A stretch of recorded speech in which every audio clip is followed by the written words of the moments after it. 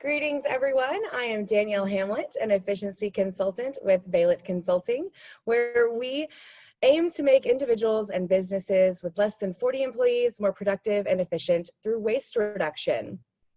Waste can mean different things to different people, and in one area of our lives, we tend to waste a priceless resource, our time. One of the ways we can optimize our time is to set goals. When we set goals, we have a target. When there is a target, a person can know how to spend their time in the best way possible to achieve their goals. So our topic today then is goal setting. Goal setting is an excellent way to track and measure your business progress, as well as an excellent indicator for how we're spending our time. So in this webinar today, we will cover why goal setting is important. We will talk about, does goal setting actually work? We will talk about a few goal setting techniques. And we will also talk about, what do we do if we are not on track for these goals? Just what do we do? Do we reset? What do we do? So that's what we're going to talk about. Let's get started. So goal setting is a hot topic on everyone's lips, probably all the time, especially when it's time to ring in the new year. Here in a few months, maybe sooner, corporations will have goals retreats, business owners will evaluate their sales, entrepreneurs, solopreneurs will look at those spreadsheets, all for the same purpose, to see where their sales have been, to see if they're going to hit those goals, and then to look forward into next year about what their goals are going to look like. So why though? Why is goal setting important at all? Because I know what I need to do. I hear this a lot, by the way. I know what I need to do, so I'm just going to do it. I don't need goals. I don't need to write it down. I just know what I need to do.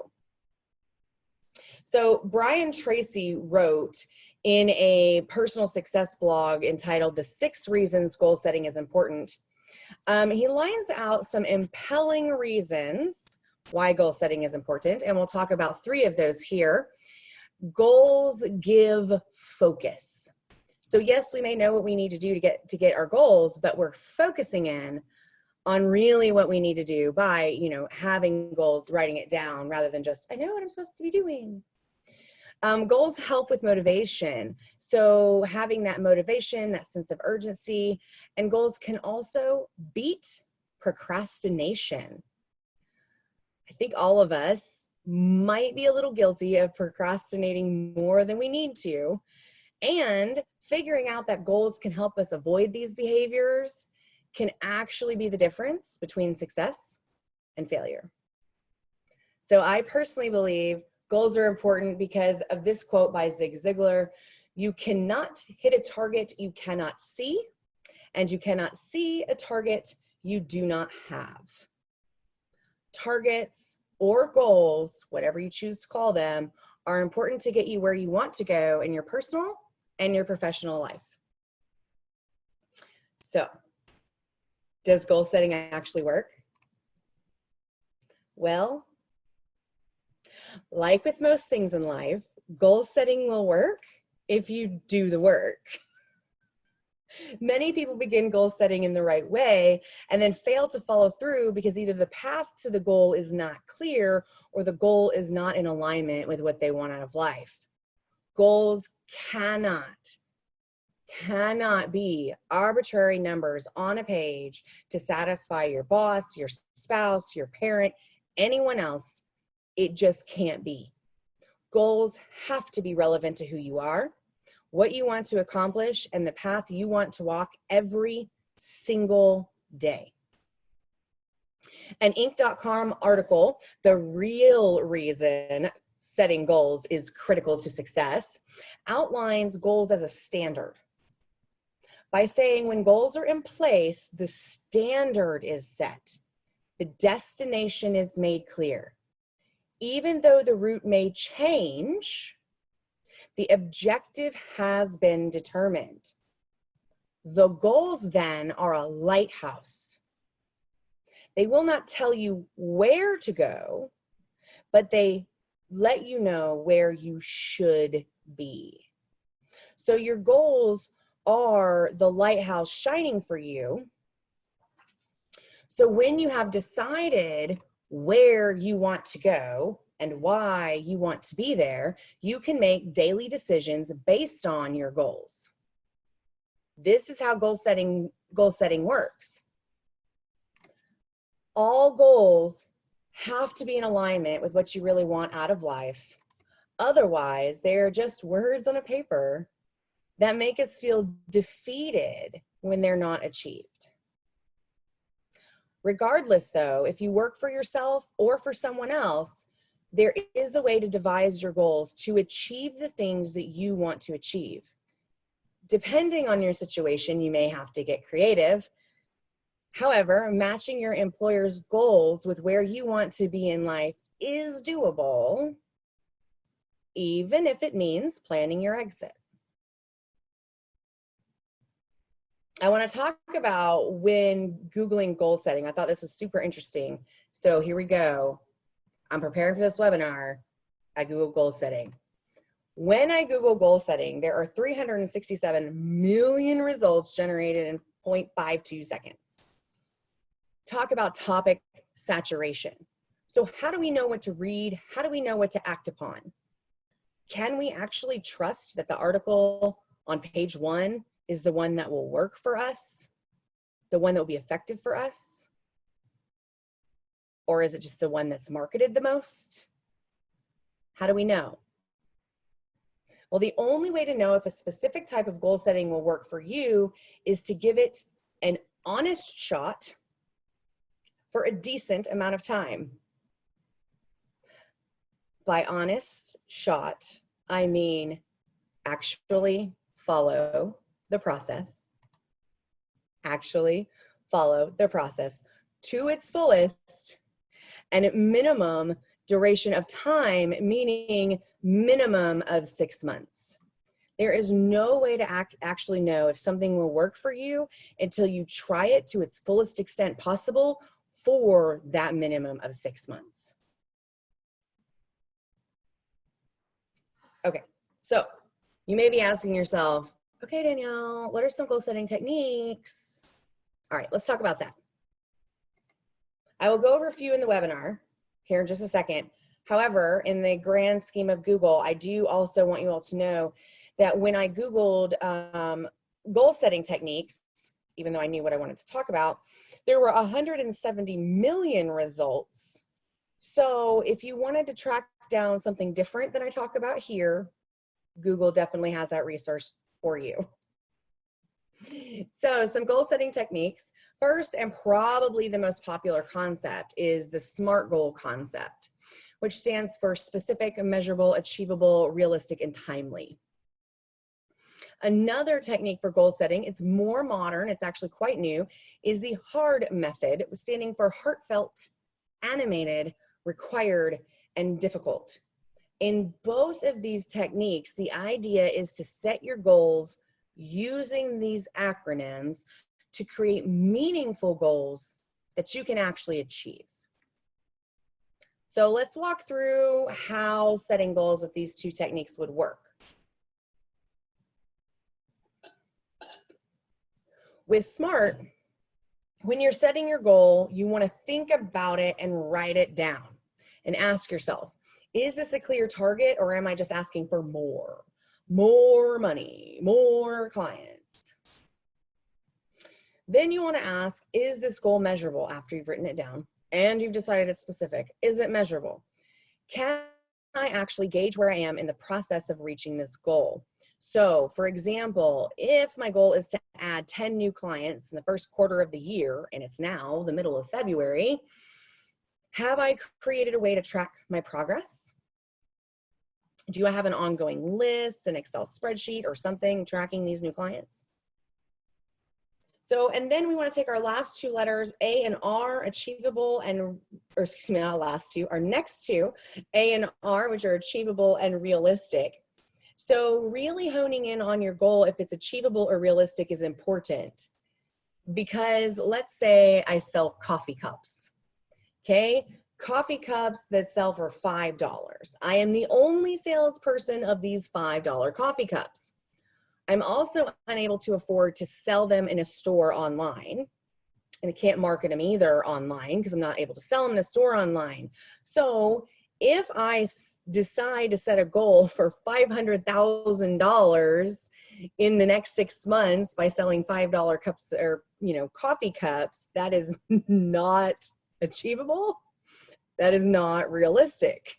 So really thinking about that as you write those goals. And then your T for timely or time bound, you want to create a goal with an end that helps keep that motivation. So when we talked about earlier that goals help with motivation, timely goals with a date end helps with motivation and urgency to actually complete them. If the goal is open-ended, there is no real direction on when to finish the goal, what to do, steps to take to reach the goal, and we all just kind of throw the goal out altogether. So thinking of these things and really defining your goal that way can set you up for success. This HARD method is also similar to SMART. However, the words incite different feelings. So, and it may ring truer for you. Heartfelt, connecting emotionally to the goal that you are setting can make it more real. Animated encourages creating mental pictures and the positive feelings that will be felt in the future when the goal is reached. This is along the same lines as visualization, visualizing your goal, its look and its feel when you actually achieve it. Required fills the R spot, and it really talks about creating that urgency again, generating that necessity to actually complete your goals. And then difficult, having difficult goals helps push and challenges us to get better and to achieve great things. Using either one of these acronyms can help you set goals and can lead you to a clearer path. So if you've never set goals in your life, you can certainly start using one of these methods. There's one more goal setting technique I want to go through today. It yields fantastic results and more immediate results in my experience. So Brian P. Morgan and Michael Lennington authored a book named The 12-Week Year. This book is a game changer for those who consistently apply its principles. This book outlines how the annual thinking of January to December is flawed in the fact that the end is too far away. In January, December feels like forever, and people can find different ways to avoid doing the tasks that would help them reach their goal because we have time. And we have 6 months, or we have time. I don't have to do that today. I've got time. The 12-Week Year book also notes that in the last 3 months of the year, people increase their activities to actually meet their original goal or close to it because the end is near. So in that last quarter of the year, they see the end date, which is why when we talked about timely and required, that end date forces that urgency and that necessity. So authors Morgan and Lennington suggest that we can create that typical year-end push by discarding the annual way of setting goals and create 12-week goals instead. The authors state the 12-week year creates a new end game date for you to assess your success or lack of. The great thing about having a 12-week year is that the deadline is always near enough that you never lose sight of it. It provides a time horizon that's long enough to get stuff done, yet short enough to create a sense of urgency and a bias for action.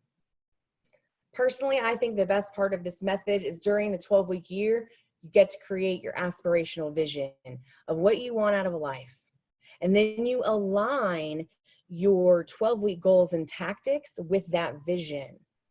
Creating that connection with the future allows you to know that your daily actions are leading you to where you want to be 5, 10, 15 years in the future. There's also a super fun measurement piece to this process that shines a light on your performance, making identifying success and shortfalls quick and easy. I actually have been in a mastermind group for a long time where we live these concepts every day. So feel free to contact me if you would like some more information about that. Okay, so we just went over some goal setting techniques. We've talked about that goal setting works if you work it, and why goal setting is important, which leads us to, what if I'm not on track? Okay, let's say we made goals in January. What if I'm not on track for my 2020 goal? Good news is we are only halfway through the year. That means we've got half left. Due to current recent events, you may feel that you are not on track to meet your goals. Regardless of how it first feels, we must first evaluate our progress. So this week's action, ready? Take a look at your calendar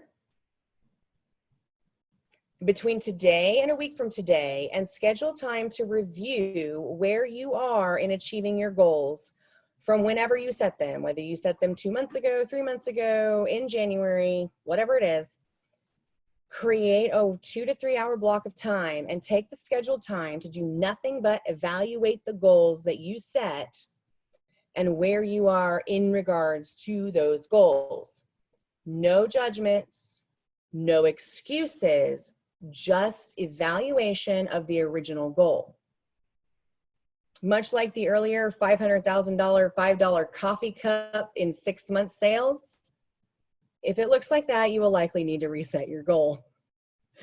If business closures, business pivots, or a loss in clientele is obvious, and that is the reason why you're not on track with your goal, it's time to reset, and it's okay. There's nothing wrong with pivoting or resetting that original goal. If you reset now, you will likely see great results. If you keep a goal that you are far from now, you are setting yourself up for disappointment in the latter part of the year. However, if you happen to be on track and you find yourself on track, you're comfortable with keeping your goal the same, then keep your goal the same. But regardless if you change your goal or if you keep your goal, the next step is the same. Create a plan. And here's what this plan looks like. This plan includes looking at the goal and reverse engineering that goal to create the steps you need to take monthly, weekly,